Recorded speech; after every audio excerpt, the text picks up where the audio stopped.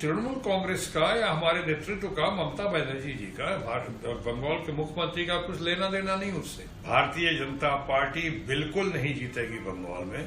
आसनसोल में टीएमसी सांसद शत्रुघ्न सिन्हा ने आरजीकर मेडिकल कॉलेज की घटना को लेकर बड़ा बयान दिया है। उन्होंने इस घटना को दुर्भाग्यपूर्ण बताया, लेकिन साफ कहा कि इसका टीएमसी या मुख्यमंत्री ममता बनर्जी से कोई संबंध नहीं है। शत्रुघ्न सिन्हा ने भारतीय जनता पार्टी पर निशाना साधते हुए कहा कि बीजेपी इस मुद्दे का राजनीतिक लाभ उठाने की कोशिश कर रही है। उन्होंने दावा किया कि बीजेपी बंगाल में चुनाव नहीं जीत पाएगी और जहां भी जीतती है वहां वोट चोरी के जरिए जीत हासिल करती है। इसके अलावा उन्होंने चुनाव के दौरान बड़े पैमाने पर प्रशासनिक तबादलों को लेकर भी सवाल उठाए। उनके अनुसार पहली बार चुनाव के दौरान 50 से अधिक अधिकारियों का ट्रांसफर किया गया है, जो चुनावी प्रक्रिया पर सवाल खड़े करता है। आरजीकर मेडिकल कॉलेज वाला आपने देखा होगा, बहुत ही जघन्य काम हुआ, बहुत ही गलत हुआ, बहुत निंदनीय, बहुत शर्मनाक। लेकिन तृणमूल कांग्रेस का या हमारे नेतृत्व का, ममता बनर्जी जी का, बंगाल के मुख्यमंत्री का कुछ लेना देना नहीं उससे। लेना देना अभिभावक के तौर पर था कि उनके क्षेत्र में हुआ, चाहे उनके प्रदेश में हुआ, लेकिन उसके लिए आपने लपेटने की कोशिश की नेतृत्व को या टीएमसी को।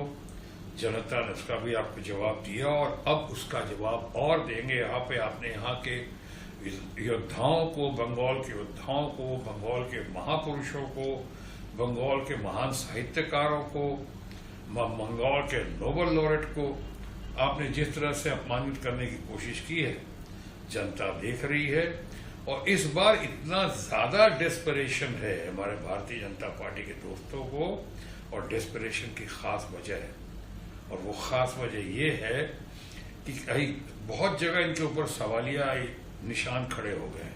जैसे बिहार का चुनाव जीता, हरियाणा का जीता, महाराष्ट्र का जीता, हमारे leader of opposition Rahul Gandhi ने जिस तरह एक्सपोज किया उनको कि वोट चोरी से जीते हैं, वोट चोरी का मामला सामने आ गया। अब पूरे लोगों के जहन में एक सवाल पैदा हो गया, खड़ा हो गया सवाल, ये निशान कि ये जो जीत हुई है वो सही मानों में बहुत सही जीत नहीं थी, बल्कि चोरी की जीत थी। कई सवालों का जवाब ही नहीं देते हमारे ज्ञानेश कुमार और इलेक्शन कमिश्नर, जवाब ही नहीं देते हैं।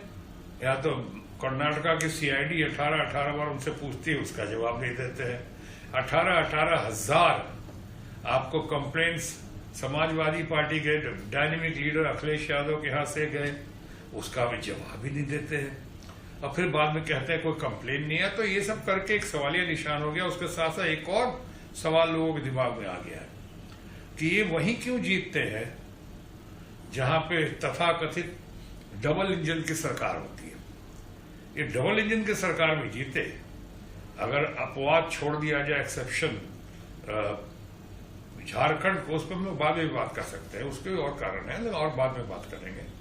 लेकिन आप बिहार देखें, हरियाणा देखें, आप देखें महाराष्ट्र देखें, यहाँ तथाकथित डबल इंजन थी। तो यहाँ भी आपका, वहां भी आपका, वोट चोरी भी आसान, अगर वोट चोरी की है आपने तो, और बाद में अधिकारी भी आपके, प्रशासन भी आपका, और आईएएस आईपीएस पे जोर भी आपका। इलेक्शन कमीशन तो आपका है ही। या तो इलेक्शन कमीशन पर्यायवाची शब्द बन गया। इलेक्शन कमीशन का दूसरा मतलब है भारतीय जनता पार्टी, और भारतीय जनता पार्टी का मतलब है इलेक्शन कमीशन।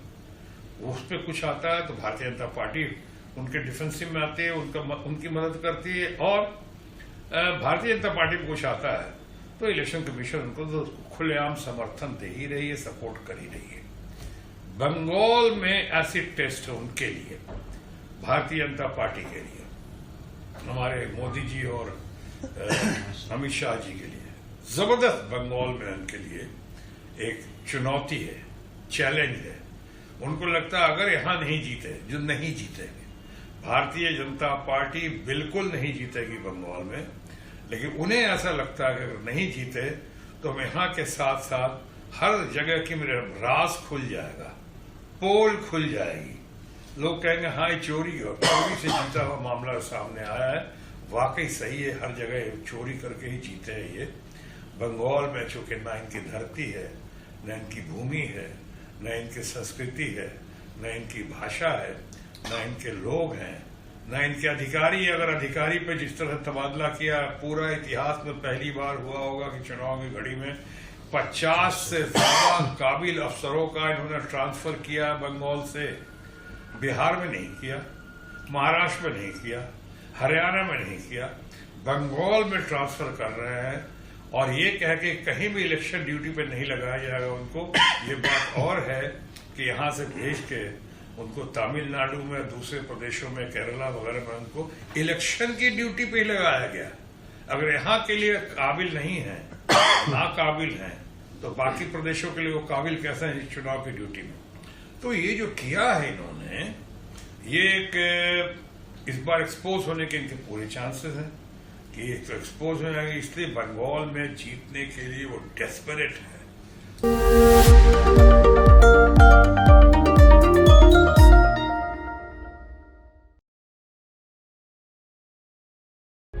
प्रभातखबर.com, विश्वास वही, रफ्तार नहीं।